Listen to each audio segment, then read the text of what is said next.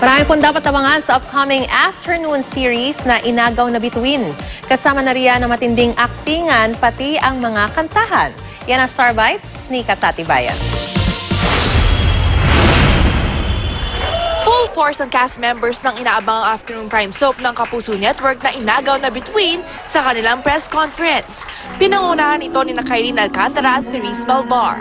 Stellar din ang cast kabilang sina Sunshine Dizon, Angelica de la Cruz, Angelo De Leon, Marvin Agustin, Gabby Eigenman, Jackie Lou Blanco, Manolo Pedrosa at marami pa.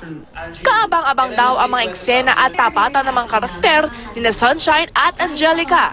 First time akong gaganap na artista and singer, and I'll also be singing one of the original theme songs. So yeah, very exciting. Mabagsik kasi talagang batuhan ng linya, ganyan.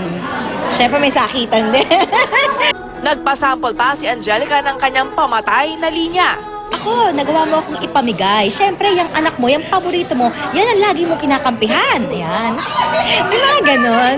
Kung sa mga dating soap si Kylene ang kontrabida at si Therese ang madalas ang kinaaawaan.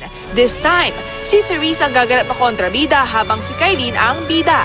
Sobrang nahihirapan po ako, honestly, because alam po ng lahat na it's my comfort zone to be like matapang and like palasagot and just the strong bad character. Ang sarap sa pakiramdam na challenging and complex yung characters namin and naiiba sa mga dati naming actings.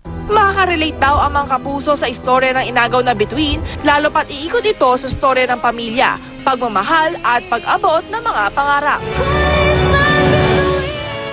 Katati Bayan, GMA News.